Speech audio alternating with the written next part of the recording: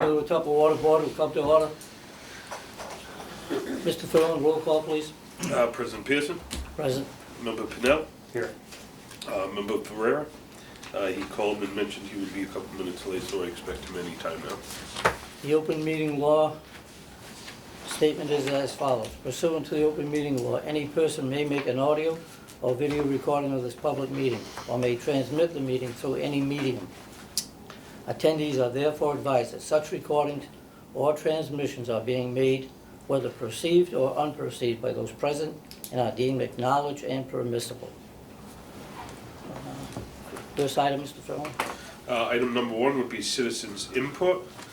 There are some citizens here today.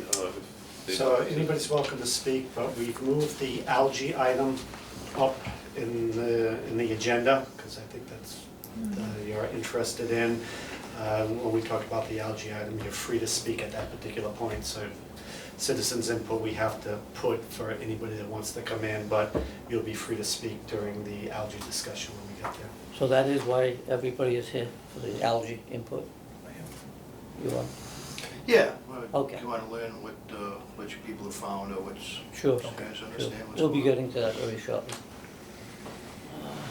Mr. Furlong, item number 2, please. Item number 2, custom appeals of abatement. So in your packet, you had a list of appeals. There was a number of them that were approved, one was denied due to the fact that the bill was not doubled, so it wasn't compliant with the abatement policy. These appeals total an amount of $3,632.09. So since we're in FY20 now, that restarts the cumulative clock. So we start with that amount for this fiscal year. Is there a motion to accept the report? I'll motion. The motion passes unanimous. So if I could just for the record, Please. the leak abatement program that we've had in place since 2015 allows customers, if they have a leak, usually it's a toilet leak, where their bill, their consumption more than doubles, they have the right to file for an abatement in accordance with the policy, and if they meet the criteria, then the program is based on the usage for water and sewage. They have to pay their historical usage. We take the overage and we abate 50% of that. So it's a reduction in the bill if it meets all the requirements, if there was a leak, and if they repaired that leak. So just for the public's notice, that program has been in place since 2015. It's worked very, very well. It's a pure mathematical formula, so there's no decision making. It's all pure mathematics, how the numbers come out. Yes, correct. Thank you. Item 3, please. Next item on the agenda is the minutes from the previous meeting. So within your packet there was minutes provided, taken at the meeting. They were signed by myself. I reviewed them. They were provided to you prior to the meeting as well. So if there's any questions, Are there any questions on the previous meeting minutes? Sure. Is there a motion to accept? That motion passes unanimous. Excellent. So if the board so chooses to do so, I'd like to take item number 6 out of order as the next agenda item. Is there a motion to take that item out of order? I'll motion. Motion passes unanimous. So this is the algae bloom on the South Watuppa Pond informational. So if I could, to give a little past history, in my 32 years here, the algae bloom on the South Watuppa Pond has occurred every summer, normally late July into August, and usually with a die-off happening in September or October. Last summer, in July, there was an event, actually a young man drowned on the South Watuppa Pond. Mass DEP was there to respond along with all the other first responders, fire department, police department.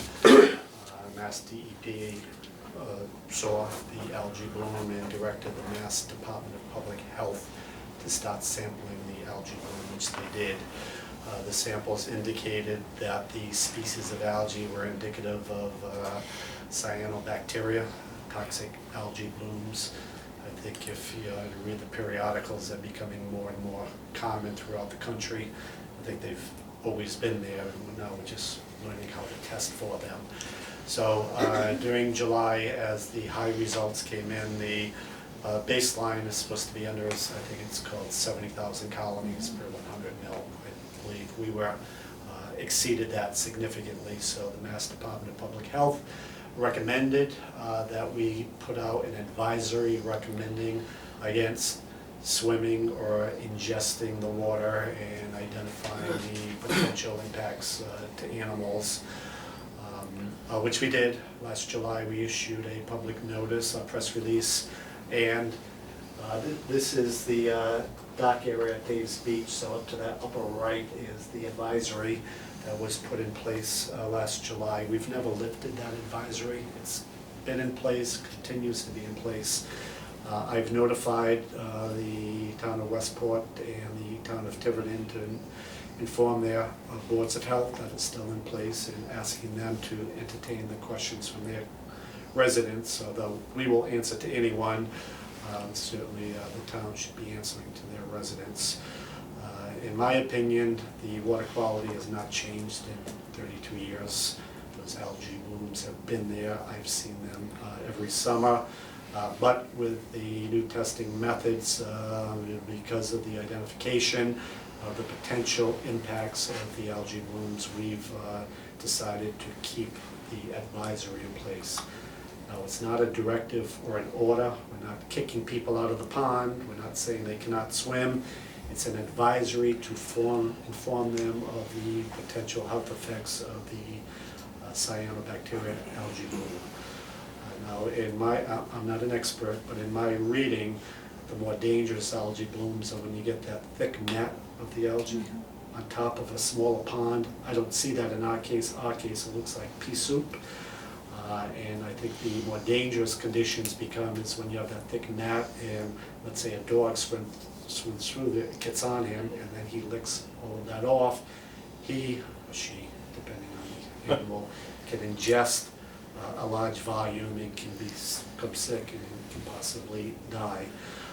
So given those potential possibilities, we don't feel it's safe to remove the advisory, so we are going to keep it in place.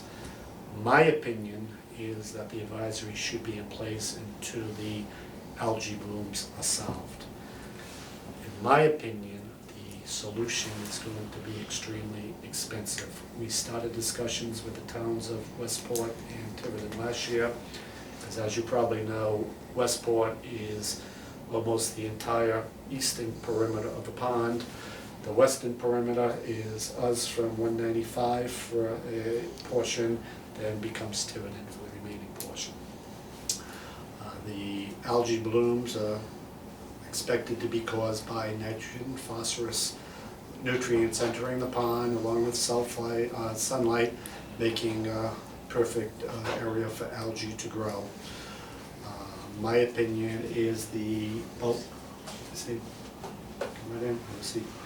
my opinion, the bulk of the nitrogen and phosphorus are coming from either failing septic systems or grandfathered cesspools for homes. So as everyone probably knows, homes without sewer, they go to a cesspool or a septic system, it's treated into the ground, but if that system's failing, then part of that effluent can make it to the pond. The other sources can be farms, of which Tiverton and Westport still have some remaining farms, and it can become from overuse of fertilizers for lawns. Then it rains, the stormwater carries that stuff in. The potential solutions, as I said, are very expensive. It could be sewering those areas, but getting those sewers out to Tiverton and the further southern border of Fall River and out to Westport, I'm talking multi-millions of dollars. The other option is for each of the three towns to improve their septic system programs. Currently, septic systems generally only need to be inspected on the sale of the property.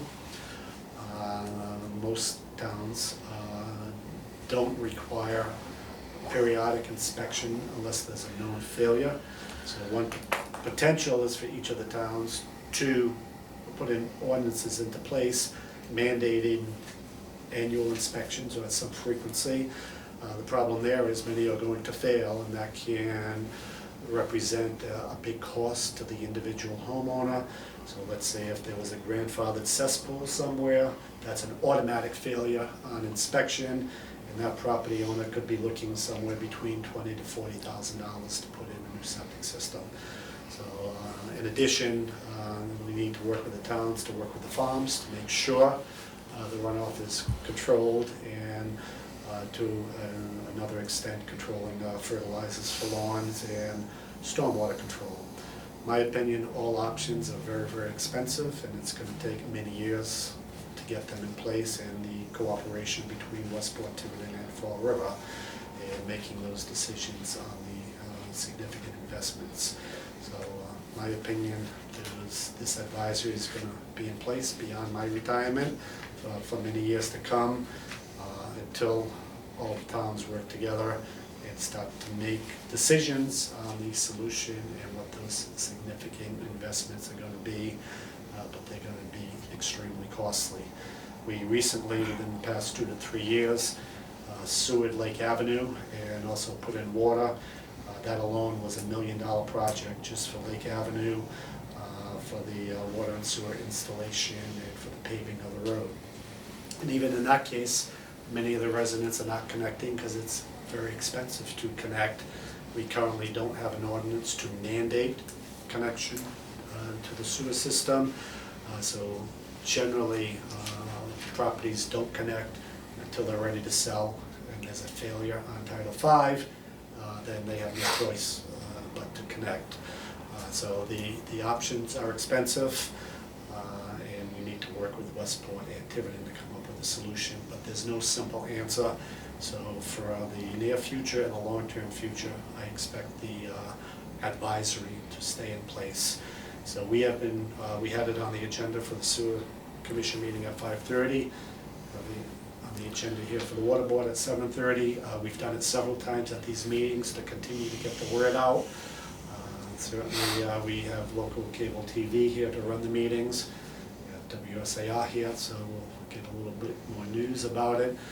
Because some residents have called, mostly from Westport, saying they weren't aware of the advisory, although certainly last year it got a lot of attention. Mr. Furlan and I met with the Fall River Board of Health a couple of weeks ago, had a similar discussion. So the advisory is going to stay in place until all 3 towns figure out a solution and are willing and able to make significant investments to control the nitrogen and phosphorus, to stop the algae blooms, to allow us to take the advisory away. I don't recommend we get rid of the advisory until the algae bloom is gone. I'm not aware of no immediate health impacts that are occurred, but the Mass Department of Public Health say they are possible. So I don't think it's in our best interest to remove the advisory until the algae bloom is completely resolved. Mr. Sullivan, I think I heard you say that the city's ready to do something as far as our health department goes, but The health Tiverton and department, Westport are hesitant. so the health department's on, well, they were the co-partners with us when we issued the advisory last year. So we had the discussion, they're aware of the issue and are thinking about resolutions. We met with the town managers of Tiverton and Westport last year and suggested we make a joint investment to at least stop the environmental analysis through an engineering firm, to collect the data, identify the watersheds, and what the acreage of each town is contributing to the runoff into the pond, and start to take samples and do an extensive analysis of the water quality throughout the pond to start to identify the sources. But at this point, Tiverton and Westport have not agreed to make that investment. They're still willing to talk.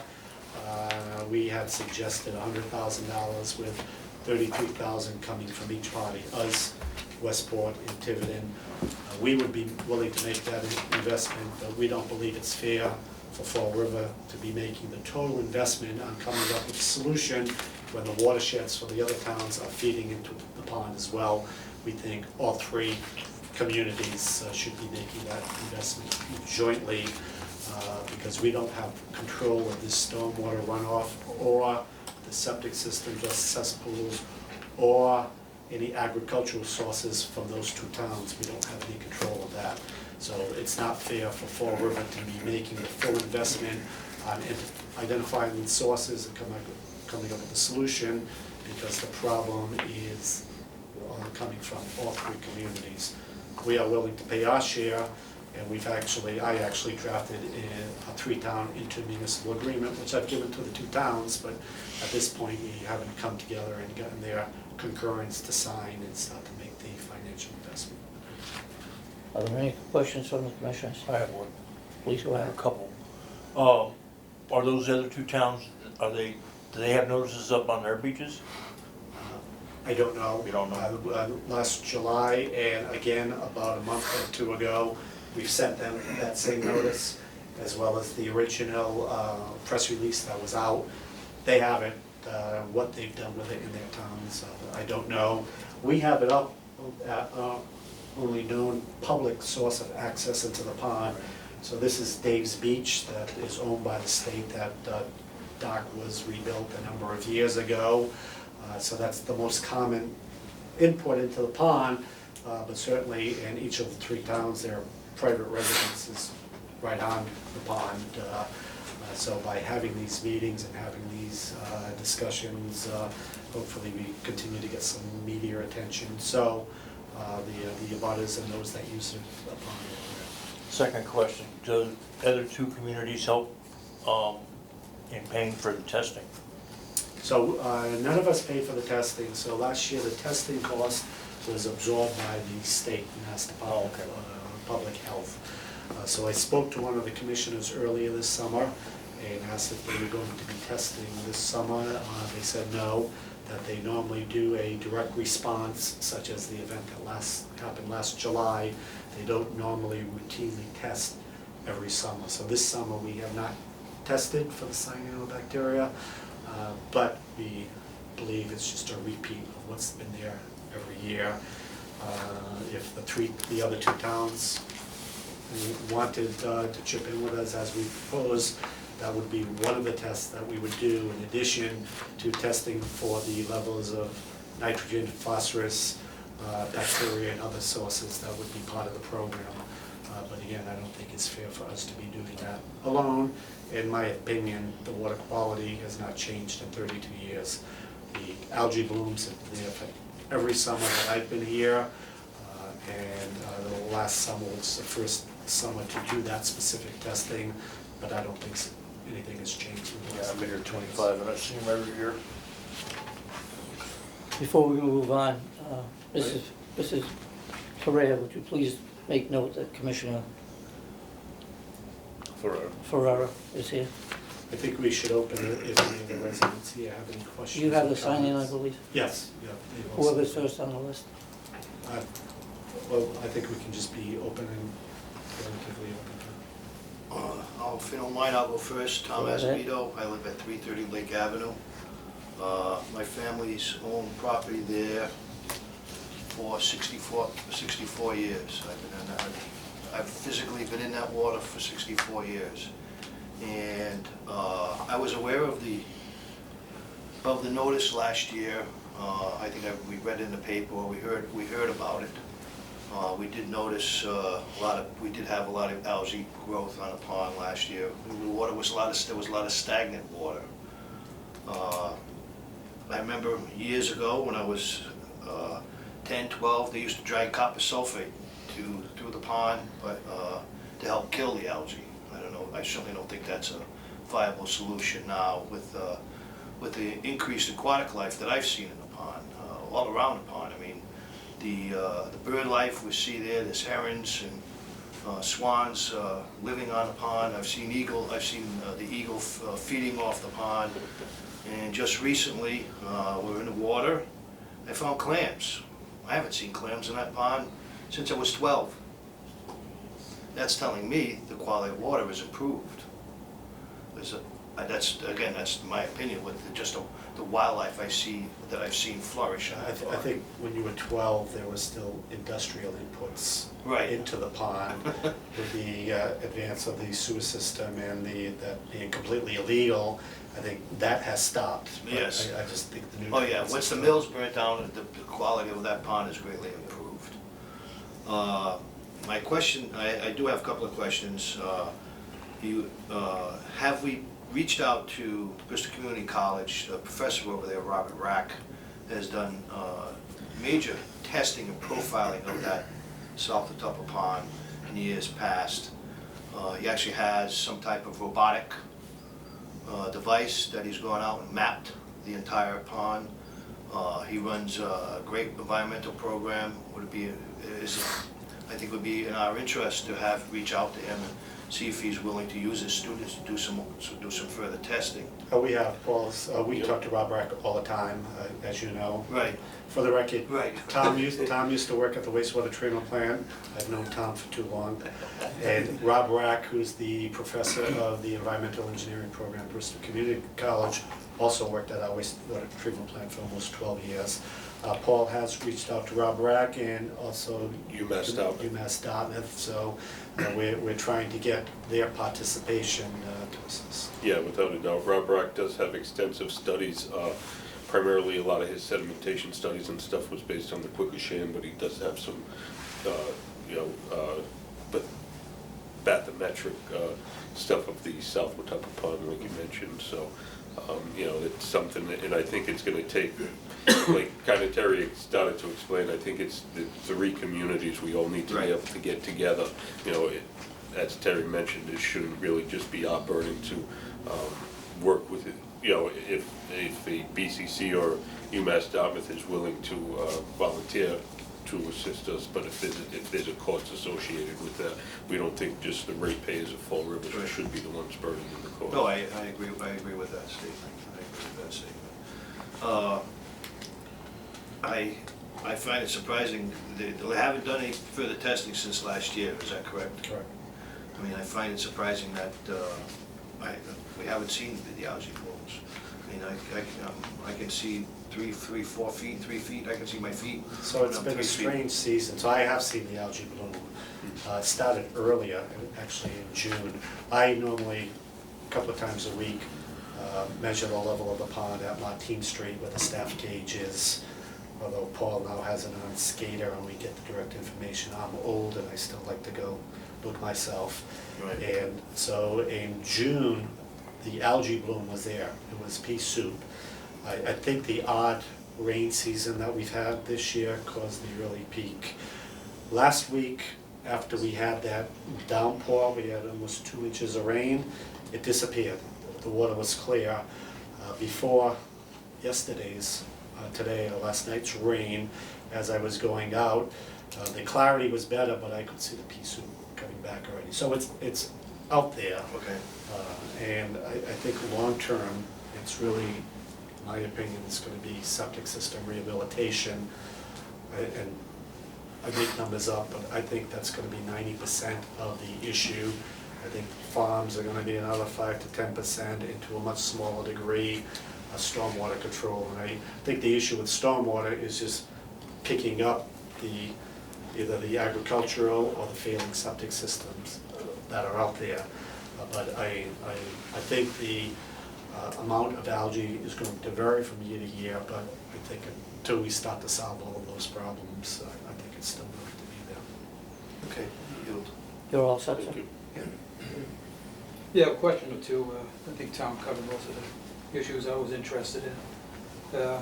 What is the cost to do this test? Is this something we should consider doing on a monthly basis, like many of the beaches in Newport? It's a monthly test that's performed, and I asked that question last year, the Department of Public Health, and they said it's unusual sampling, it's not common, they couldn't give me a cost, they have to send it down to Connecticut. Yeah, so they work with DEP, and DEP does their own in-house testing, so they really couldn't provide a cost. There was one other laboratory in the area, which was in Connecticut, but they were, 100% certain that they'd be able to handle that type of sampling at that time, so.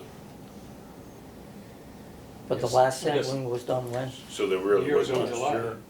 July. No, it was done through December. Yeah. In December, the die-off occurred, and we got below these 70,000 cells or colonies. When the die-off occurred, naturally in December, it's gonna get very, very cold. The algae plants, they died off, so the numbers dropped down, and that's when the Department of Public Health will stop their testing. So the heat affects it Oh, too, definitely. well, Yes. because this has been a warm season. My wife was just at the beach at Newport. She said the water was 80 degrees. It's usually not good for hurricane Yeah, so season. definitely temperature occurs, does directly affect it.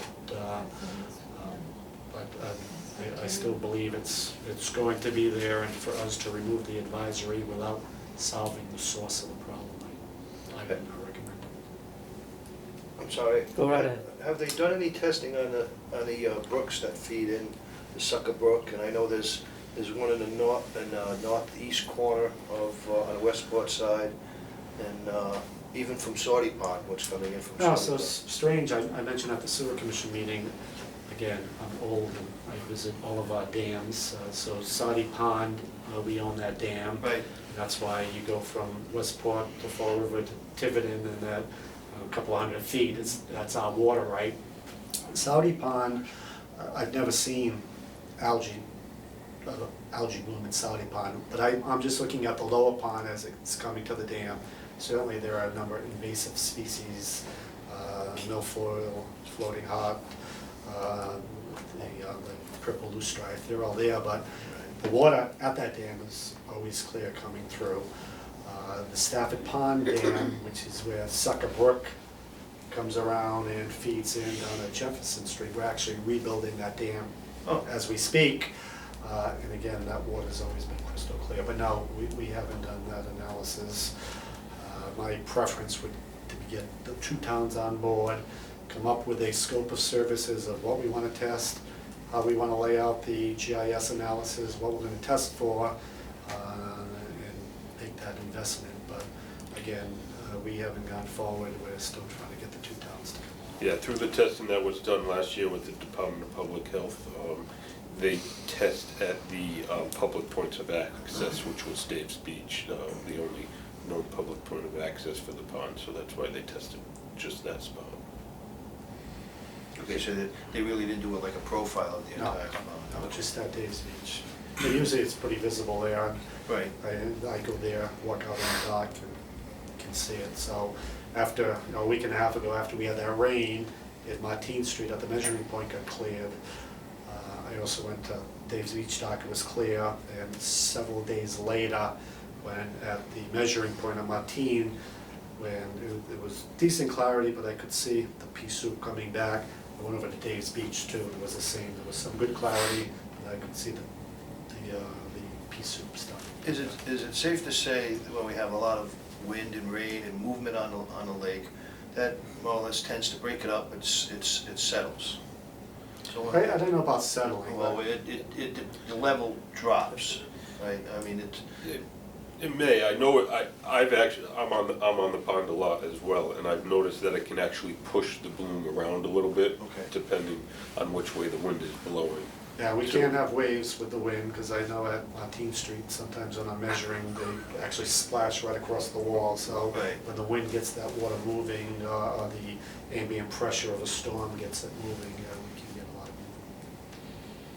Is there anyone else? Any other east? Is copper sulfate totally out of the question? Like you mentioned, I don't think it's 100% out of the question. So the Stonebridge Fire District, who has a water treatment plant on Stafford Pond, they actually pay us monthly to purchase the raw water, because we have those rights.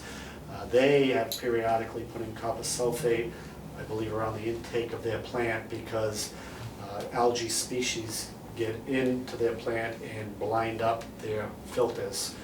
So I think it's not impossible to do, but I think the fear is now the copper sulfate is the copper gets into the sediment of the pond, it stays there. So you stop creating a much bigger problem. yeah, again, years ago, I remember when I was young. No clamps. No, not that I'm eating now. I mean, I remember they used to bring bags and bags, and people would come by put them in burlap bags, and people literally drag them around the Well, it'll road. kill the algae, boat. there's no doubt, but it might kill a few Yeah. other things Right. too. I was a Yeah. volunteer. Oh, I yeah. remember that, pulling the boat around till the algae, till the color stuff they dissolved. Any other questions? Everyone had a burlap bag. Yeah. East End Sportsman's Club.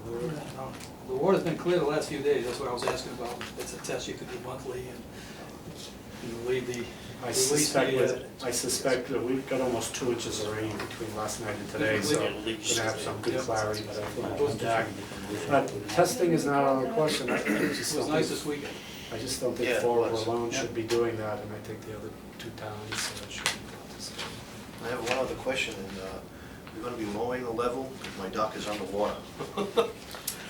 Yes, so the, No, Fall River. So it- Really? Yeah. Oh, that's so we're just still like that. negative 16 inches below full pond. As of this morning, Wanna go up? the gates are open, Okay. and we are flowing water down through number 7 I'm ironworks. not the only one. No, Everybody else- we monitor that on a regular Yeah, basis. So a month ago, we got a little too low, we got down to minus 26. We got It was a- nice. We got a number, And we got a lot of, bigger beach. we got a lot of complaints. So just for history, we try to manage the level of the pond between minus 18 and minus 24 inches below full pond. Historically, that's been the level that people are generally not mad about, they're happy. So at minus 18, the boaters are happy because they're less of a fear of their props hitting rocks. At minus 24, the homeowners are happy because where they built their yard into the pond layup, they get their yard back. So we've been able to control the level of the pond better than in the past. So when the Route 79 project was done, at our urging and with the support of Senator Rodericks and the local state reps, the last culvert run from Workout World to the river was replaced. That was over $1 million project right there, and that's increased our hydraulic capacity. So prior to that work, we could only take about a 1/4 inch off the pond a day. Now we can take 1 inch to maybe 1.5 inches off per day. So if you can envision that 1 inch of rain can add 3 inches to the pond because of the runoff, if we can only take a 1/4 inch a day, we are always falling behind. Now taking off 1 inch a day, we have to actually be more careful. That's what happened about a month ago, is we ran it a little bit too low. So with the rain we had a week ago, it brought us from minus 26 up to about minus 20. Then with this rain, it just jumped up to minus 16. So Paul had the staff open the gates. So across the street is the 4th Street Gatehouse. That's where we have 2 dams that are each 10 feet wide by about 16 feet deep to the base, then down to 30 feet. So generally, we try to keep those dams at a stable level, but there's 2 18-inch low-level outlets. So that's where Paul has the staff adjust. So prior to the last rain, we had those closed to get the level back up.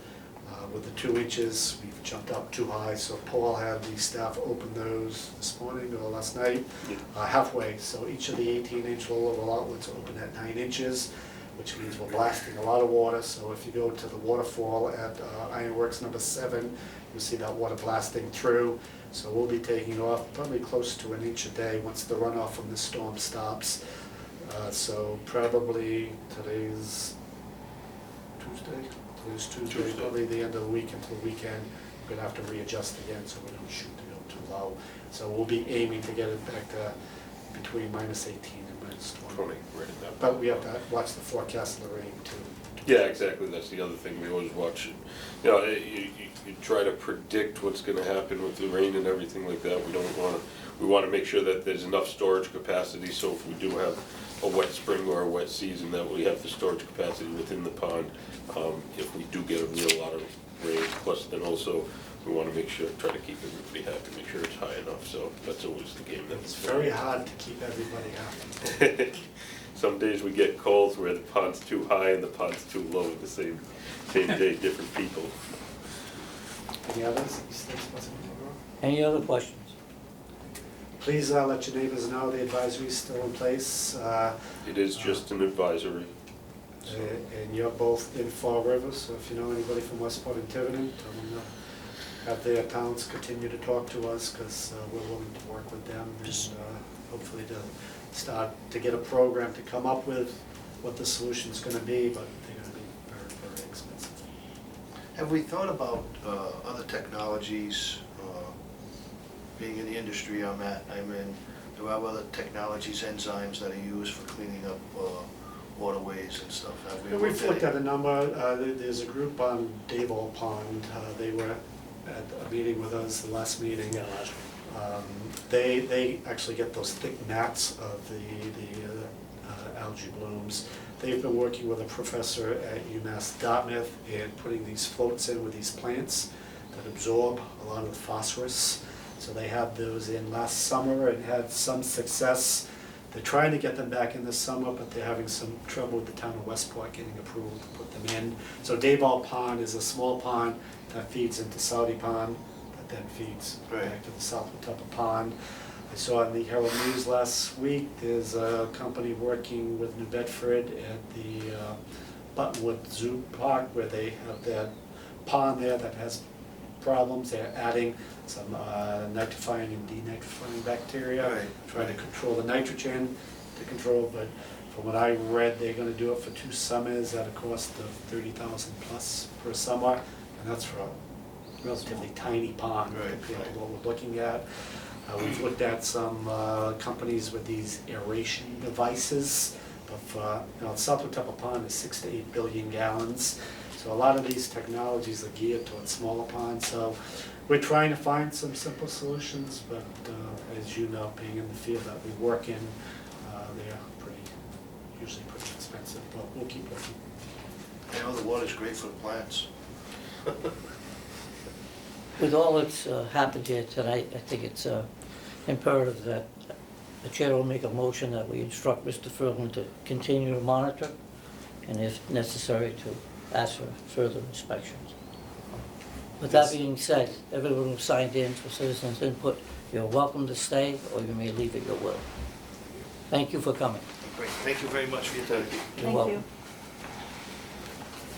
The chair would ask for a motion to return to item 5 on the agenda. No motion. The motion is unanimous. Mr. Furlan, item 5, please. All right, so in front of you tonight, what we'd like to do is make a presentation on where we are at the water maintenance facility. In front of you, you'll see that we have some 11 by 17. We've been working with Stock Architects, William Stock Architects, on the overall design and planning of the new water maintenance facility. So this facility is slated to go up on Bedford Street, behind the current 1620 building, to the north of it towards Diamond's parking lot. The building that's there, as we've talked about in the past, is very old, isn't really good for our current uses. We're at the point now where we've kind of come up with an overall programming for the building, overall design for the building. We'd like to present it to the board, and then we'll be meeting with the neighbors. We'll try to do a public meeting with the neighbors, so that we can meet the neighbors, explain out all of our design concepts to them, see if they have any comments or anything to say about it. Just one note on the existing building before Stock Architect starts is it's building's from 1921. Does not meet OSHA requirements, does not meet ADA requirements. The bathroom facilities for the employees are horrendous. The building is far past its useful life. All of our equipment, our backhoes and our trucks are stored outside, which deteriorates them. So, not to cut off stock, but just to give a little background, we are in need of a replacement. Along with those ideas, if I might, there was some discussion as to the garage across the street, whether or not to tear it down or keep it. Are we in the process of trying to keep that? So as of right now, we've pulled that from any demolition, as we feel that we didn't have the budget to move forward with that at this time. As we've discussed in the past, we'd be looking to for possible reuses, once we get the new facility up, the other building demoed, see how our programming works out, and see whether that can be used for either cold storage like requested, or if we still feel that it should. I know that roof was leaking a little. Can we at least look at trying to have Diamond check that out for us? See if there's some elaboration there. Yeah, I can talk to Diamond, they're out of school now, but we can see whether there's anything. So I know there's one area that's leaking in the corner of the building, that was where the roof blew off. I want to say it was about a year ago, and it was resecured by a contractor, but I think Louis Torres was actually gonna get some prices from contractors actually to get that repaired. Just because the flat roof, I don't know if Diamond would be interested Right. with doing the rubber work on their roof, so. All right, gentlemen, if you would, please. Good evening. I'm gonna stand here, that way just out of the way and make it a little easier. So as was alluded to earlier, my name is David Andrade from Stark Architects. We have been working closely with Mr. Furland and members of the Water Department with respect to the design of the building. Initially, when we started off the building, based on initial programming, everyone was anticipating about a 15,000 square foot building, and at the time we were expecting costs to be somewhere between $4 and $5 million for that 15,000 square feet. Based on that information, we sat down with, like I said, with Paul and with members of the Water Department, and further identifying the programmatic components for the building. As we did so, some of the components that we went over was going to split the building, which you can see in your handouts, as well as on the boards, into kind of two sections, a front administrative portion and a rear maintenance vehicle storage area. The front administrative area would house typical offices, locker rooms, break rooms, a training room, conference room, as well as public lobby and public restrooms. The maintenance bays in the back, which would house initially discussions were on having two 16,000-pound lifts, some portable lifts, vehicle storage bays, which would allow for the larger trucks that the Water Department has, being the Vector truck, the F-350s, 10-wheel dump trucks, backhoes, 6-wheel dumps, as well as repair shops such as the hydrant repair shop, the backflow prevention shop, the mechanic's office, the meter shop, storage areas for large and small parts, a vehicle wash bay, and oil drum storage. As Mr. Sullivan alluded to, right now a lot of the vehicles are stored outside and exposed to the elements, so that does significantly reduce the life expectancy of that equipment. So part of what we included was a covered exterior storage area, which you can see on the lower portion of the building towards the shops. When we did all of that, the building grew significantly. It was approximately 30,000 square feet. At that time, we had a schematic design budget put together by a third-party estimator. Also, during the process, there was site investigations that were done, and as part of the site investigations, it helped us determine the most appropriate location for the building on the site. Those investigations did yield that there is significant ledge on that site, so blasting and with respect to the existing utility line, the water lines out on Bedford Street, blasting is not really going to be an issue, not going to be something that we're going to be able to do here on the site. So it kind of limited our placement of the building with respect to avoiding blasting at all costs. So some of the other design considerations that were taken into consideration were, we wanted to maintain a natural buffer from Stonehaven Road and the residents there, so that way they weren't exposed. The full building wasn't their view. Right now, the residents have that nice wooded view, and the design that we've come up with has done everything possible to maintain that, to the tune of, I think, a buffer that's over 100 feet or so, could be 150 if I recall correctly. So with that, the schematic design budget did come in at that point for the 30,000 square foot building. That budget came back at $7.7 million. Now, working closely with Mr. Ferlin, as was alluded to earlier before the meeting, he is extremely cost conscious, as we all have been. And it was immediately discussed that we had to reduce some of the building footprint and some of the components to simplify the design while at the same time providing an attractive building for the taxpayers, but also providing something that would work for the water department as well. In doing that, some of the components that were eliminated was, at the time, there was the 2 vehicle lifts that were going to occupy 2 bays. That was reduced to one bay. The vehicle storage bays were also reduced to 3 bays. Radiant heating was removed from some of the slab areas, being the vehicle storage base and the administrative portion of the building. And we reoriented the building on the site to minimize costs as far as site excavation, but also pavement. And the use of CMU was minimized in order to, again, reduce costs. In doing that, we have the design that we have here today. We were able to come up with a building went from being almost 30,000 square feet to approximately 26,000 square feet. It includes a front administration area of approximately 6,200 square feet, a rear maintenance area that is a little over 12,000 square feet. That maintenance area does include all of the shops that I mentioned earlier, as well as the maintenance bay, vehicle storage bays, and the wash bay. The vehicle storage bays, you can see, there are 3 bays for that, 1 mechanics bay, and then the wash bay at the end of the building. Part of the concept in the design was to design the building so that way you could drive through. That way you weren't trying to back a vehicle out when you had other vehicles in the front. So the way the building is situated on the site, we were able to accommodate that as well.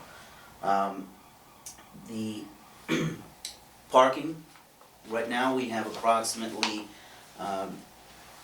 8 customer parking spaces and 20 employee parking spaces on the site. There is, as I mentioned, the covered exterior storage area, which is approximately 3,000 square feet. And then there's also an internal storage mezzanine for small parts and any other components that you can see on the plan to the left, which is approximately 7,600 square feet. The building, noting the fact that some of the programmatic demands at the beginning of the building did result in that 30,000 square foot building, we are accommodating for future expansion if need be. And if you look at the site plan, you can see the areas that are just to the outside of the paving. They're currently shown with grass in them, but those areas, any utilities are being designed to be outside of those areas, so that way if an addition is done for parking or for the building itself, it's a simple thing of just tearing up the existing asphalt that's there and going beyond to the extents that we've accounted for at this point. That would allow that additional vehicle storage bay that was eliminated, as well as any maintenance bay as well.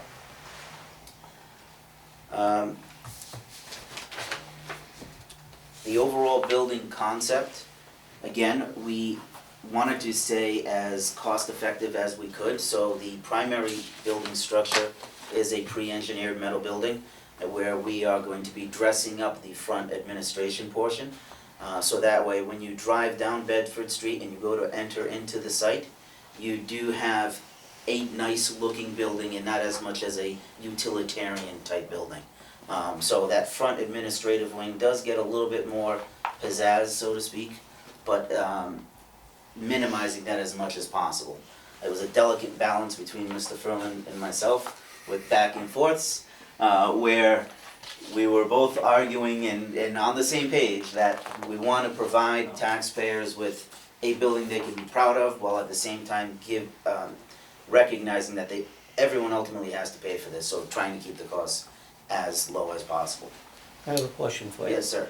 Unless I'm hearing you wrong, or maybe you have your numbers flipped, I think we went from 5 million and change to 7 million. We did. And yet we're reducing the original design? So the design development estimates came back, and those design development costs came back at 6.8 million.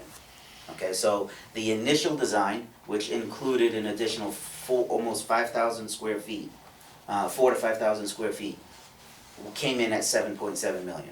We've done the reductions, we've minimized and brought everything back. What I think is imperative to keep in mind is at the beginning of the project, the anticipated costs were 4 to 5 million for a 15,000 square foot building. We have a 26,000 square foot building in front of you at $6.8 million. Please continue. The, let me see here. So one of the other components of the design that we were attempting to do was to be as maintenance-free and as possible. So you'll see that we are using obviously the pre-engineered metal building and the skin that comes with it, but also other low-maintenance type components. We have the orange or brown colored material that you see there is a composite wood. It's made from cementitious product. I have a sample here if you'd like to see it. You can hand it around. So again, being maintenance-free. Some of the other design components that you'll see is obviously the metal skin, that the blue, green, white, different shades of the metal skin that was meant to replicate water in a wave as much as possible. That again, being a low maintenance product, the aluminum windows and storefront system, again, there was minimizing of windows and glazing as much as possible to again reduce costs and keep the building within budget constraints. Without the wave on the front of the building, let's get rid of that. How much money could that save? You're not- Little or none? Very little. I mean, and again, it's that delicate balance that we had going back and forth of, at the end, you're gonna spend $6 million on a $26,000 square foot building. That's without question. So you say I'm going to, and it may very well happen, but I tell you right now, the taxpayers are not gonna be happy with this. Well, and the thing that needs to be kept in mind is where we are with construction costs. Buildings like this, at the beginning of the project, we looked at other projects that had been done, both that we've worked on, as well as other contractors that have worked on them. And they were coming in at basically the same square foot range that we initially had, which was anywhere between, I believe we said $275 to $320 a square foot. And if you look at the breakdown from the design development estimate that we received, we're at, I believe, $267 a square foot. So unfortunately, with the way public bidding and public projects are, that's an automatic 20 to 30% increase in project costs right from the beginning. I find that number outrageous for a square foot. I'm not in your business. Understood. But a So square did Paul. foot is a square foot and always will be. Understood. So did Paul. The difference in our square foot is because of the public bidding laws and the prevailing wage rate law, we have to pay everybody $60 plus an hour, all the workers on the job because of the state law. That's what drives up the public bidding cost above what a private building might be facing. One of my points, Mr. Sullivan, I'm sure you might agree with me, this wave effect on the front of the building, although it's a minor cost, I don't think the public cares that much, as long as the building is feasible. They don't need waves on the front of the building. I'm sorry, but that's just my feeling. Understood. Please continue. So, Excuse me, you have a question? No, I just, it's gotta look decent, that's not adding any cost. As long as the public knows that the vehicles are being saved by being stored indoors, instead of the costs that we have every single year of replacing all the parts and pieces that get rusted on a yearly basis, I think they'll agree with it. Well, you'll notice there's no waves over the building. Kinda look That's like it's gonna Oh, make no, it- that's for the maintenance people, this is for the public. I know, but you're talking about this. No, I was talking about that. Go right ahead. so when you look at the site plan, you'll see that when you come off of Bedford Street and you turn onto Stonehaven Road, there is a public entrance. That is, and I will just come on up right here. Thank you. And that would be coming right here. Employee access, public parking would be here in the front of the building. So just to note, that's our existing curb cut that comes off of Stonehaven Road. So there's This one no, right here. right, there's no change in the curb cut. That's where our employees park in the back of 1620. And the view that you see here is taken from approximately right here. Oh, right here. So in trying to minimize the impact on the residents, so the public or the customer entrance. So right now, our employees come up this driveway and we have a parking lot here, so there's a lot of activity. This would only be for the customers coming in to park here to buy meters or to have, do their permitting or whatever activity that we have.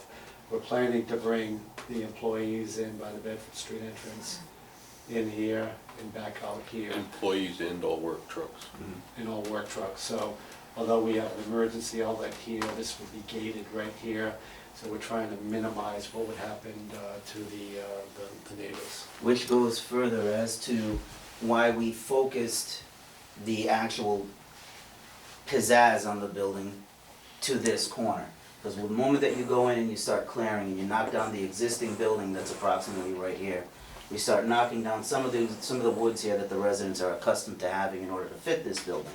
By focusing a nicer view and then having the back of house, so to speak, components hidden by the existing woods that you have Now, here. this is existing right here, right? This is all existing. Right now, you have a chain link fence approximately right here, and a shed building about right here, and then the existing two-story brick building about right here. So when you factor in the fact that the individuals that live across the street right now are used to seeing a full view of woods in front of their house, we're doing everything we can to minimize any impact to that. And by doing so, simply clearing the lot where we need to in order to put in the building and keeping that natural buffer that currently exists there. As Mr. Sullivan alluded to, an automatic entry gate number 6 here, if you look at your plan notes, is being installed. There will also be a, for personnel as well as vehicles that will be entering on and off the site.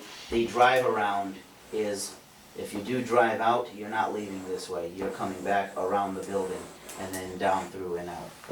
Now, the building is not gonna have to take out any of these woods? The plan right now, from a civil engineering standpoint, is that no. The only, some removal of woods is going to be required right here, obviously for just for the site itself, but, and for any utilities that we're gonna need to tie into. But right now, the plan is to salvage all of the woods that you see here. The only additional clearing that's gonna be required is for the infiltration pond for the stormwater runoff, which will be off the back of the building here.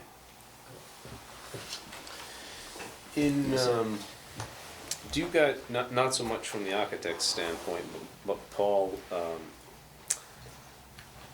we're considering our own truck and trailer traffic through here, right? We fit here, there is enough room here. Yep. But in the event that there is a need to add 20 or 30 feet to this back parking area to widen this for one particular reason or another, Yep. is that That is- land available for it, or are we restricted by Nope, something that we're gonna that put land is away? available. That is something that we discussed through the whole project. So the dotted line So this that you see on that. Is as far back as we can go. No, you can go Oh, further. we could actually, okay. Yeah, that was just the actual, I told them I want to make sure that we have additional area to expand in the future if needed. So what you see right now from a grading standpoint, you have a steep drop off both in this direction Yeah. as well as here on the Yes, back of the with it, property. Yeah, So with locating the building where we did, it allowed for this future expansion. In fact, I received drawings late last night where this area right now is called out as having gravel or stone rather than grass, so that way it is an additional laydown area. One thing to keep in mind is you are going to have approximately 3,200 square feet of covered space running roughly right here. okay? As well as the interior storage for the building, which is set up for 6, just the vehicle storage bay alone. It's set up for the Vector truck, it's set up for 2 backhoes, a 10-wheel dump, 6 F-350s, and 2 F-150 type trucks. So you do have, on top of whatever else you can fit inside of the vehicle maintenance bay and the wash bay when it's not in use. So- Currently, the Vector trucks, we have to have them in heated garages in the winter, which we don't have. We have to rent that space. So the, Right, that's for the sewer. The sewer commission. so right now, the wash bay and the mechanics bay are the 2 bays that are going to have radiant heat in the slab. The vehicle storage bay itself will not, It again. won't have radiant, but it'll have. It'll have heat, just not radiant. Right. So the wash bay was also, it's a requirement under our new MS4 permit, through the EPA for all municipal utilities that drain stormwater wise to be able to have indoor washing for their vehicles. So that's something something else that's gonna be shared with the sewer commission. So the MS4 permit that we have for the city, as all cities do now, is to control stormwater contaminants into stormwater in all public buildings, DPWs, water and sewer departments have requirements to meet that permit. This will allow us to meet that. Just washing the salt off a lawn will save the vehicles. What's, it's not necessarily an answer that I think I would need right now, but what's the savings? Does it make sense to eliminate the radiant in those bays? So- Is it that much of a savings because the infrastructure is already there for the radiant in the other 2? Or does it change out, are we into a larger system to be able to handle the 3 bays that are there? Only because the radiant is so much nicer. Oh, you mean to add it to the other bays? Yeah. So, Is it that much So- of a difference? So taking the radiant out was my choice, and as Mr. Pearson just mentioned, and as David mentioned through, we had many discussions from the original design of this facility, and they didn't do full design, but from their original concept, there has been a lot of changes and a lot of cutbacks. The front of the building was extremely different, a lot more pizzazz. I think now it's back down to, you need to put siding on the building, whether it's blue or whether it's tan or whether it's gray. It still needs to get siding on the building, but we're not doing anything extravagant that's gonna, that's gonna, I think we did a bunch of glass at one point, right? Yeah. There was discussion of a large glass entry, and I was wondering who was gonna wash the windows, so. Well, who's not taking a pop shot at it? Yeah, that was cut from the project. So we've really cut back, and I've been really trying to cut back on some of the stuff. And I tossed that back and forth. Do we cut the radiant in those center bays, or do we leave it? And as with all projects, we have a budget that we have to stay in, and we have top cream of the crop. Best if we had an unlimited budget, what we'd have. Then we have really nice to have. Then we have what we can afford, and then there's do nothing at all. So we gotta stay with what we can afford and what the ratepayers that are paying for this building from the water rate and from the sewer rate, what they're able to afford. So that was one of the things that we had to cut. As David mentioned from the beginning, we had 2 mechanics bays. We've narrowed that down to 1 mechanics bay. We had an extra storage bay for vehicles, but that had to be reduced as well. Trust me, it's been a real give and take through this whole process on what do we really keep and what do we cut, so. and to take it one step further, just to some of the comments when we originally started with the project being 15,000 square feet, and are figuring somewhere between $4 to $5 million. If you were to take that additional 9,000 square feet and multiply it by the square footage number that the design development pricing did come back at, that's approximately 2.4 million. So it's could be anywhere. If we were originally going to start off from the project, those numbers would have been anywhere from $6.5 to $8 million. So we're kind of right, doing what we can to get it as bare bones as needed, but still be functional and be something for the city. Yeah, so if you want, I'll take them to a That rundown of the was- I was layout. gonna go there. Oh. But, no, you go ahead, the All right. floor is yours. Mr. Layout of the Berlin, building. while you're doing that, Yep. I just wanna make sure that we don't cut any more of the radiant heat for the floors. Haven't been a mechanic in a previous life. It's drastically needed. Oh, You're laying on your back, even if you're on a creeper, it gets very cold. You Those pick were, up a tool that was off one of the floor, items that Paul and I it's went back and forth on, because I was Let's using the not go back logic. and forth anymore.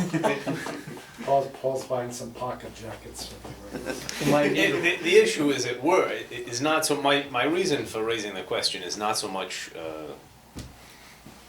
for the mechanic's comfort or for the well-being of the vehicles or, at the end of the day, we can get that shop just as warm with overhead heat. But because we're heating air with overhead heat and not not objects themselves, every time we open a door, and I know how my guys are at my shop, we open the door, it's 5 degrees outside, and we don't hurry up and close the door to try and Heat comes conserve. on. And then, you know, we've got heat running all day long, so it's not that, I think down the road, it would not be the end of the world as long as, while we would not be able to down the road add radiant heat to the floor, we could do overhead radiant heat or another type of radiant heat, you know, I'm just looking at it from a It's standpoint a of. more efficient design. Correct, like, I realize we need to save where we can save, at the same time, I just don't wanna, you know, save $10 to spend $11.50 On heating. on So, heating later on. Just one note on that, the doors that we put in the side of the building here, you'll notice they don't look like a standard garage door.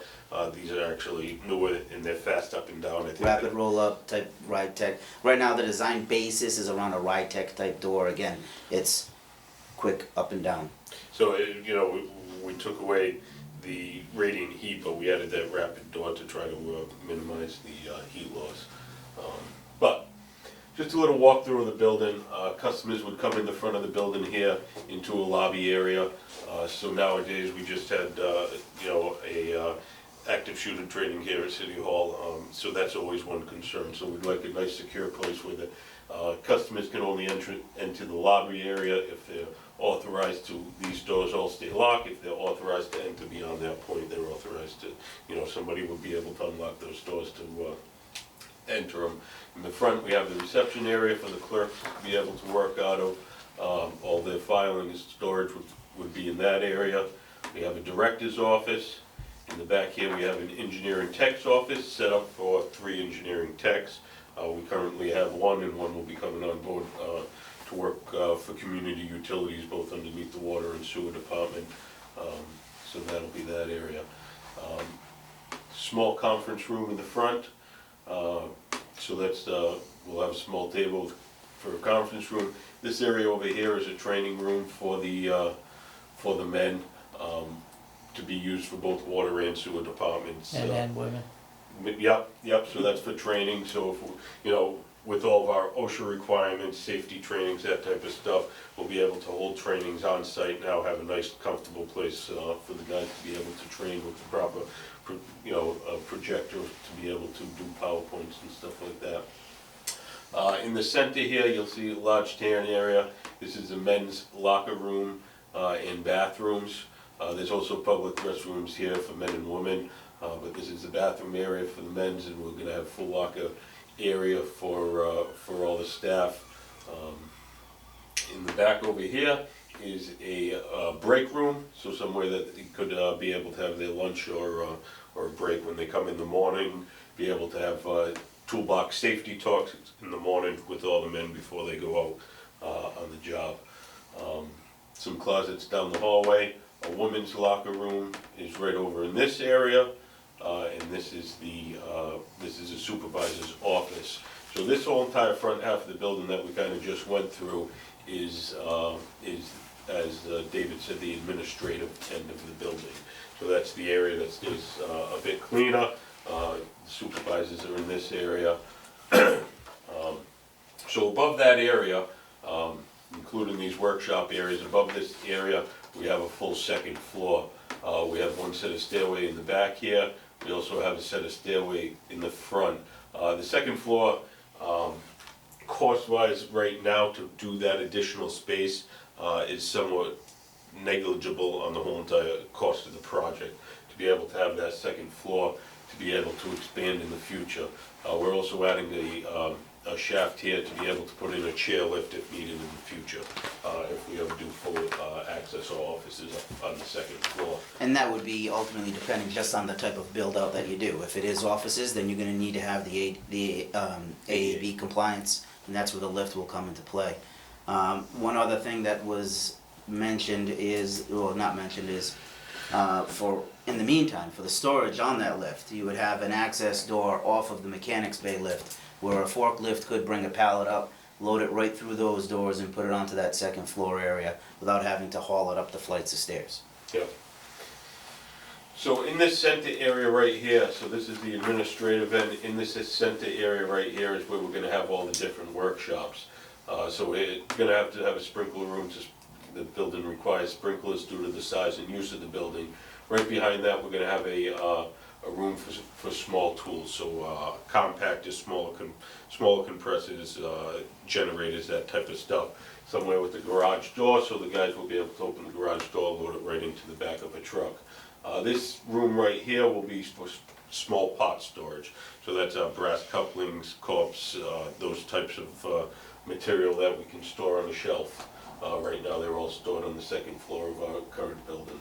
This area right here is the meter shop. So we have a staff member, Louis Faria, who deals with all of our meters, rebuilds all of our meters, does all of our meter installs. So this shop will be set up for him with the proper equipment that he needs in there, sandblasting cabinet and some sinks to be able to repair and work on all the meters, plus then also a small desk for him to be able to do his work. Access was also given right off of that office to the front admin wing, because it's my understanding that the meters are distributed at the front admin area, so they're able to access that shop quickly, as well as having a storage closet directly adjacent to that as well for the meters. Yep. Next area here will be the mechanics. So mechanics tool room will be right here, so somewhere for the mechanic to be able to securely lock up all of his tools that he uses. Small mechanic's office right off to the side so that he has a spot to be able to do the paperwork, fill out all the asset management forms and other paperwork to track all the repairs on the vehicles. Right here is a backflow prevention office, so currently Jeff Kuchar, who's our backflow prevention specialist, he has his own office in 1620, and it's nice. All of his equipment is secure for the backflow prevention, as well as all the paperwork that we need to keep for a history of backflow prevention. Oil drum storage, so this is a storage area to be able to store all of our drums. It will have spill containment in it, so if there is any leaks or anything like that, it will have the capacity underneath the floor to be able to contain any spills if there are any. That's in compliance with OSHA regulations. This area here will be the hydrant and welding shop. Again, this is to be able to bring hydrants in, repair hydrants, work on the hydrants, also do welding and repairs in this area. Garage door would be able to allow them to go right out. Passage entry doors into these hallways in the back, so this would be staff entry on these sides, or back here, staff entry into the mechanics bay garage. So this bay right here is going to be set up as the mechanics bay work area. There will be one stationary large lift, 16,000-pound lift. We're also looking into mobile units potentially to be able to go onto our larger trucks, move underneath the wheels, and they all simultaneously pick the truck up at once, because some of the trucks are too large to go on to a single lift. We probably have a tire machine, a tire changer, and a balancer within that workshop area too. Any other tools that that the mechanic needs would be able to be lined against that wall. Next area here, this is the truck storage area. Multiple lanes of smaller pickup trucks, backhoes, dump trucks, be able to go in these bays. And back out. Yep, back out, pull in. This bay here is being left for the sewer Vector trucks. Against this wall here, we're gonna have rack shelving for some of our larger pots, valves and stuff like that. I'll be able to stack that on racks, going all the way out. In the rear of the building over here, a wash bay. So this will be somewhere where the trucks will be able to pull in. We'll have stairways up to platforms, elevated platforms, so after they're done salting with one of our trucks, they come back, they're able to go in there, not deal with the ice out on the ground in a hose trying to wash all the salt out of the back of the truck. When this isn't in use as a wash bay, it also is able to be vehicle storage.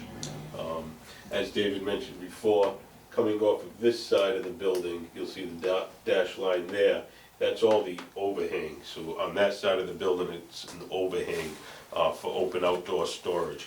It gets the vehicles, you know, if all of our vehicles don't go inside, which, you know, since we had to shrink off a couple of bays, I can tell you we're not gonna fit everything inside. But some of those can be backed under there. It gets them out of the weather, out of the rain, out of all of the hot elements, and gives them a spot to stay, so. Mr. Furlong, a couple of questions. The mechanics bay, Yes. I know you said OSHA is gonna meet all those requirements, but I did not hear an eye wash or acid eye wash station. Apologize, right in this, right here is Thank an you. eye wash station as well as a emergency shower, Okay. along with hand washing. Hand washing stuff. station. Yep, Will there be cement poles outside of all of the entrances to the building? yes, Bollards will be provided around the columns on the overhang canopy, as well as at the entry doors protecting the entries to those bays. And all the bays have drainage? All the bays have trench drains running through them. All the floors are pitched to the trench drains. In addition, the wash bay will have a heated wash system, so that way you're washing with warm water, which is better. I know you said that the driveways for entrances and exits Yes. are gonna be rather large enough for fire equipment to get in and out? Yes, that's been part of the design, is to allow for that, as well as the gates. Are we able to skip back to the site plan? You can see the gates that are gonna be provided here and here. So that would be approximately here, number 6, as well as another gate here.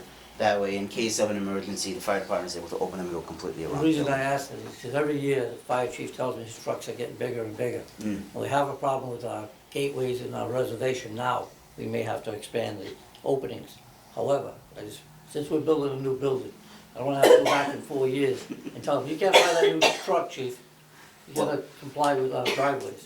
One of the things I'll circle back with Paul on is just to make sure that we're getting those sizes, and I'll touch base with our civil engineer and double check to make sure that that's accounted for. I haven't been up there yet, that's one of the buildings I haven't seen Mhm. yet, 'cause I'm new on the board, but are they already doing work on the vehicles that's up there now? yes, so we currently have a mechanic that works out of the garage across the street from 1620. Okay. So, this is all gonna be noise compliant, we're not gonna have any complaints from the neighbors?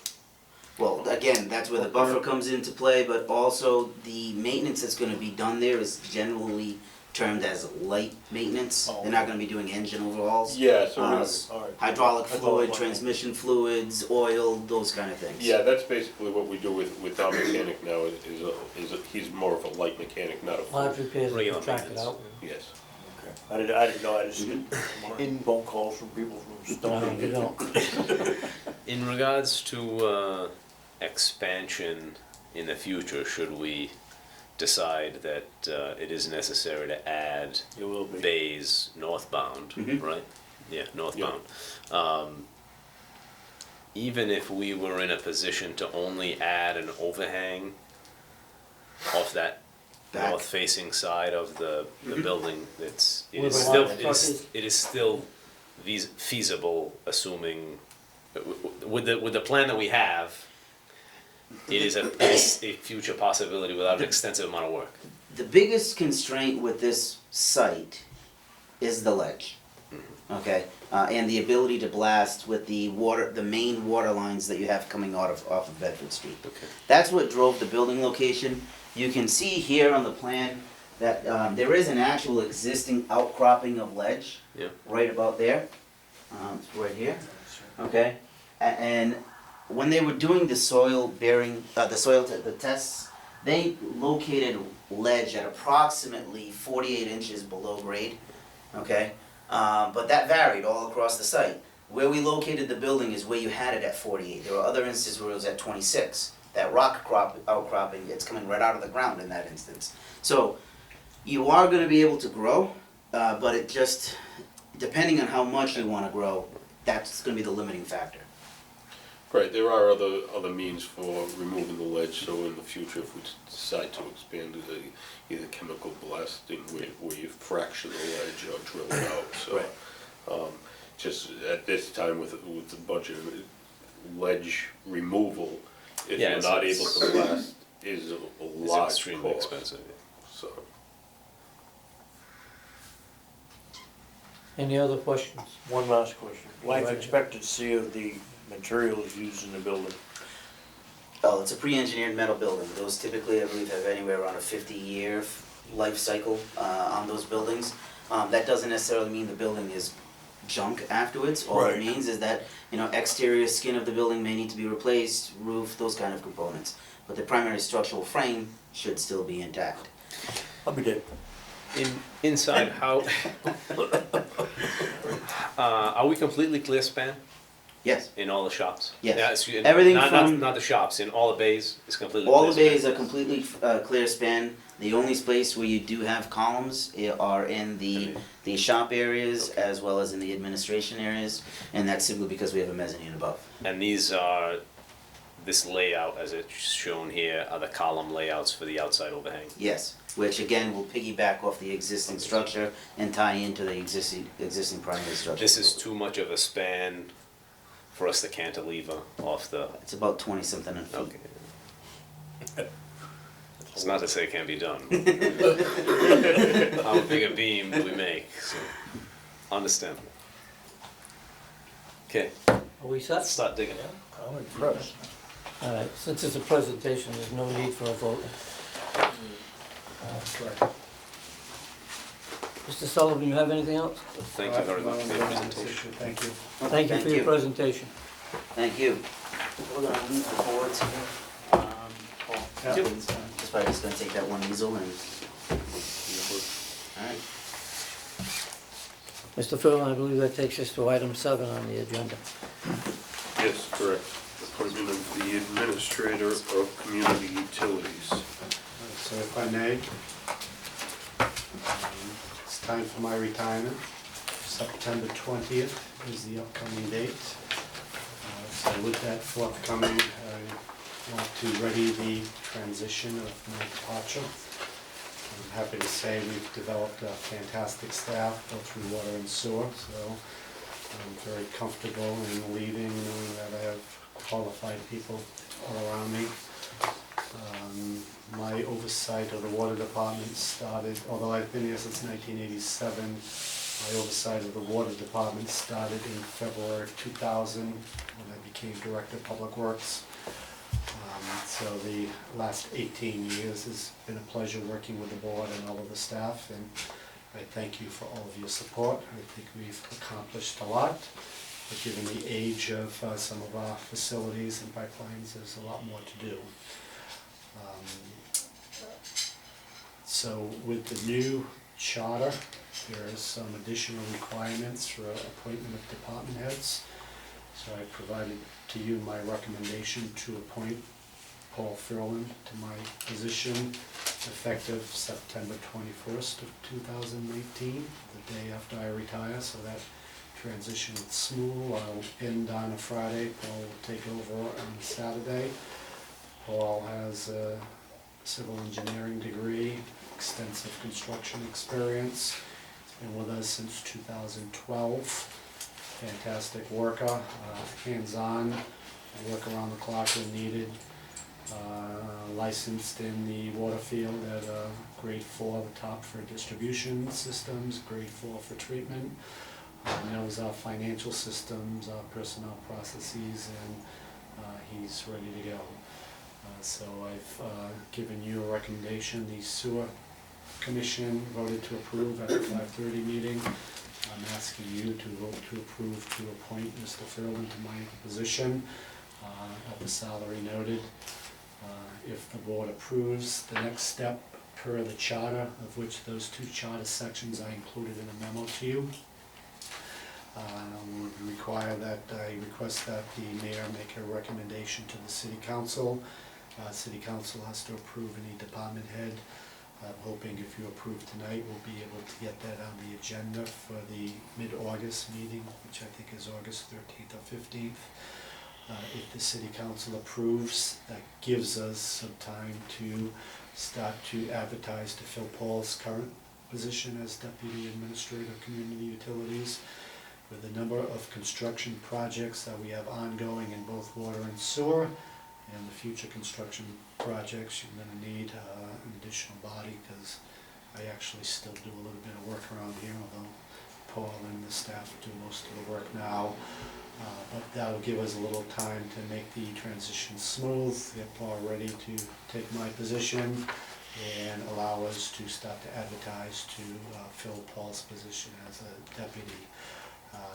Again, with so many construction projects ongoing, I think there's a need to fill that almost immediately with the amount of work that we have going on. So I recommend Paul be appointed. He works well with the staff, he knows the financial systems, he knows construction, he's on the job. I said at the sewer commission meeting, if there's an emergency at 3 o'clock in the morning and I show up, say, Paul, go home. Paul says, I'm staying anyway, so I go home and go back to bed. So he's been a pleasure to work with, and his experience and knowledge fits in very well with this job. So again, I thank you for your support to me and the entire staff. We actually have a fantastic staff in both water and sewer. Over the past 20 years, the hires and the improvements we've made have developed a really fantastic staff where in the water division, anything that breaks, I know those guys and gals that will be able to go fix it. Olga, working with both the water department staff and with our staff here, we're in a very good position, and I recommend approval to Paul, for Paul to that position. Is there a motion to approve the appointment of Mr. Furlan? I'll motion. Second? I would Motion is ask, unanimous. Should we ask for a roll call vote? Will it make a difference? We can. Roll call, Mr. Furlan? Member Ferrer, Yes. President Pearson, Yes. Member Pennell. Absolutely. Thank you. Mr. Sullivan, will this be your last meeting with us? It depends, if you have a meeting on or before September 20th. We very well Oh, we'll might. see you again then. Well, either way, if you come forward, please, I'd like to welcome you. Yeah, you To have to your go over here, retirement we're old, days. we can't get up anymore. No, thank you. I can't. Thank you. Thank you, sir. Thank you. It's been a pleasure. Mr. Furlan, next item on the agenda, please. Next item on the agenda is the new community utilities logo. So I'll just give you a little bit of history on how we got to this point. City of Fall River has the City of Fall River logo, and I was kind of looking at it to have a logo for community utilities. So underneath community utilities falls both the water and sewer systems in the city. And we didn't really have anything to be able to identify ourselves either on our vehicles, on our you know, the apparel that the guys, that the men wear or women wear, as well as business cards and letterhead. Not that we're abandoning the city seal or anything. This is just a logo that's going to be used by our department. So how we started off, I went to Diamond and I met with Ms. Torres, who is their vocational coordinator, runs the vocational program over there. And I kind of said, you know, I'm a graduate of Diamond, so I thought it would be good to get somebody. I know they have the graphic designs and they have newer office management program in place over there. So I thought it would be good to get something with the students. I really like kind of the community outreach to it. It lets people know what we do. Sometimes a lot of people don't understand water department, sewer department, well, what do they really do for me? So I talked to her and we got a group of their students in both weeks. I went and I did presentations on the water and sewer department.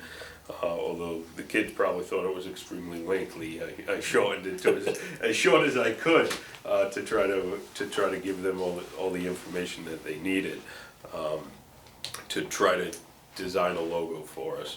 We went through the whole entire process and we got it was about 40 students that we presented to. Some of them worked in groups of a couple of students, and a couple of them worked by themselves. And we received about 25 submissions of different logos, different ideas. Some were playoffs of the city seal, some were totally different. And I took all those. We went to we gave the students about a month and a half to develop them. We gave them a hard set date of right after April vacation to submit one, and then we were able to get a logo. So once we got all of them in, I distributed to most of our management staff within the water division and the sewer division, and we kind of came up with a short list of candidates to be able to interview. That narrowed it down to 4 choices. Myself and Jody Raposa, the water treatment plant manager, we interviewed those. The students did an excellent job presenting their ideas about their logo. It's very funny. I went in thinking that I liked one logo more than the other, and then by the time the students ended up presenting, I liked a different one. So after those presentations, we made a final determination. Up on the screen, as you'll see, is the final determination of the logo. So at the sewer commission, we had all the finalists here. We presented them with a citation from the mayor. This was the final logo that we decided. So the logo is pretty simple. In the center, it has the 1875 pump tower, a silhouette of it, a wave across the top of the water. The bottom half of the circle, you notice the girls actually at the sewer commission explained how they came up with this logo. In the bottom half, that grid is almost like the pipes that are under the street or the GIS maps that we use. This will be displayed on both water and sewer vehicles. So this is a picture actually of a trailer that we have in the water maintenance division. So we got that logo put on the side. Underneath it'll say either water division or sewer division to identify those different vehicles. So this is something to kind of bring the two water division and sewer division together, a bit more. We work cooperatively a lot between the two divisions, and this will help, I think, bring us together identifiably wise. Again, it was an excellent project working with the students from Diamond. It gave them real-world experience for me to go in to be able to present almost like a client, saying, here, this is what we do, this is what we're looking for, and then them to be able to develop something and then have them present what they developed, I think was a great experience. So. And at the 5:30 sewer commission meeting, as Paul noted, the 5 finalists were here, and parents and grandparents were here, and the finalists that won gave their little presentation on what it was, and it was a very nice event. Yeah. So you'll start to see this roll out on like you said, that trailer. Some of our other vehicles will start to have this new logo. And the expectation is the guys will be able to have it on their apparel, business cards and stuff like that. So just something that I wanted to, present to the board. And so I had a logo. I came in last place. I recommended a faucet dripping into a toilet to get water and sewer together, but I was in last. Don't make I me got use my flushed. gavel. I don't see anything wrong with that, Tim. That's almost as bad as his gavel. Don't make me use it. So just something, it was a great project. Working with Diamond, we've been trying to work with them on a bunch of projects, between work done out at the reservation, this logo project, other fabrications projects. They just actually this year also fabricated a sign for the sewer division to replace a memorial sign for a veteran for Easton Avenue. It's not installed yet, it will be installed when the Crestbrook project's complete, but working with Diamond is a great experience. I think the So they outreach were actually around when you were in school? Wasn't that long ago. The outreach is important, and Paul's been doing a good job with it, as has Jody, because there are not enough licensed people to hire into our field. So the more that we can tell schools, so Paul's been at Diamond a number of times, I gave presentations at the Argosy School. Whoever invites us to come in, or if they want to come to the facilities, we invite them, and we've been working with Bristol Community College and going to their events. We have difficulty hiring people because there are not enough licensed people, and when old people like me retire, there's not enough young people coming into the field. And we suggest that anyone that's interested in this type of work, investigate it, because with a license in water or sewer, you're looking at an entry-level job, upwards of $20 plus an hour, plus overtime, plus good benefits, and a chance to rise through the field. So there's plenty of job openings, and we're trying to get kids interested. In Bristol Community College has a fantastic environmental engineering program designed for water and wastewater, and we're trying to get that in through the high schools as well. Yeah, so BCC actually just got approved a certificate program, 1-year certificate program. If you go through their program, either in a water track or a wastewater track, you'd be eligible on the water track to be able to sit for the exams at the end of their program, and it's a 1-year certificate course. We were just with Rob Rack the other night with potential students, explaining to them, as Terry just said, the need for people in the field, licensed people in the field. So Highlighting what Mr. Sullivan had brought up about the students at Diamond. I've been out to the headquarters a number of times, and I can't thank the students at Diamond enough, or the directors. I've talked to some of the students personally, and some of the girls, there were 2 girls working on a project out there, and I said, what interests you in coming out here doing this work? Well, she said, I want to use this as a background to pay for my college. So, you know, they're thinking ahead, and the work they do is fantastic. Diamond does a fantastic job. I've lived all over this country, and when I moved here, when I hadn't heard about Diamond, I actually got to go out there. It's the most impressive school I've seen in my lifetime. There's not very many around the country that are like Diamond. They are special. And they do a lot of work for us. yeah, no, they do. They, as I said, Michael Bossier has worked with them multiple different projects at the reservation and off the reservation as well. You know, they've done stuff for us at 1620 a while ago. You know, this logo design, and I think it, you know, like I said, it's outreach, and I'm kind of a fan of going there presenting to the high school kids. I'd like to actually get into Durfee as well and do presentations to them to try to get out kind of what we do too. A lot of people don't know what the water or sewer department actually This is do. our only avenue right here. One of our for only ones, TV. besides when the people see and get their bill. So if they have a little bit of a background on what we actually do. You might understand that, Bill? Correct. Mr. Furlong, if you would, please. Contract updates, item Yep. 9. So within your packet, you have some contract updates from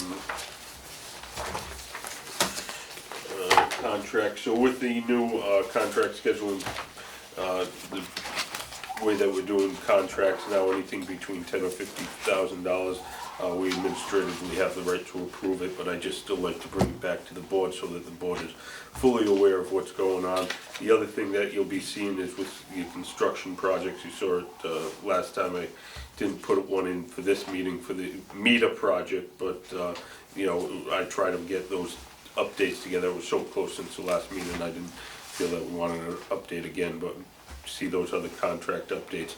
So just on some contracts that have been issued since the last meeting, we went out actually for quotes for the SCADA and electrical for FY20, and Harbor Controls was the low sealed quote on the SCADA. So they're gonna be issued a PO for $8,000. Fall River Electrical Services was the sole and low bidder for the electrical service contract at our water treatment plant, and they'll be issued a PO for $1,500. Both of these companies we've worked with, they've had the contract. Harbor Controls was the one that did a SCADA upgrade, and they've had the contract for the past 2 years. Fall River Electrical has had the contract as long as I've been here, and they're extremely responsive, extremely well. They do a good job down at the treatment plant whenever we need them, morning, noon, or night. So those are being awarded, but just, that's more of an update, informational. There's nothing required. So just under other business, one thing that I just want to mention is we still have our water meter replacement project going on. So that's the AMR replacement project, and large meter and small meter replacement. The large meter replacement, we're probably about 50% complete on that portion of the project. The AMR replacement, which is a small, maybe 3x5 gray tan box on the side of the house, those are still being replaced throughout the city. The contractor going around, Felch Engineering, or WMS Water Management Services, they're going around the city. We've put out there, advertisements in the paper. We've mentioned it at multiple water board and sewer commission meetings to try to get the word out there that we're doing this project. What the replacement of the AMR requires, a service technician to go up to the side of the house, remove the old AMR, put a new AMR on. It's usually a pretty quick process, but we're still getting some people with phone calls saying, I didn't know this project was going on. Some, I saw a strange man walking in my yard, and kind of scared me. So we're trying to do our best to get the word out to everybody through every form of media about the water meter replacement project. So just want to bring it up again. We're going through that. So for residential meters, meter replacements inside the house, so right now with the AMR replacements, they don't need to gain entrance to the house. The service technician will never ask to gain entrance to the house. Coming up probably within 3 weeks, they're gonna start the meter replacement, residential meter replacement. What they do for that, they send anybody who needs to get their meter replaced, they'll be sending them a card to be able to call Felch, set up an appointment for a technician to come out. So the technician will come out only at the scheduled appointment. That's when somebody would be able to let them into the house. We'll go into the house, replace the meter in the basement, and then go on from there. But at this point of the project, nobody should be asking for entrance to the house. The only time they would be doing that would be with a pre-scheduled appointment. So. Under other business, the work on Northeastern Avenue to Boston Road and all of that, at what percentage are we at as far as finish?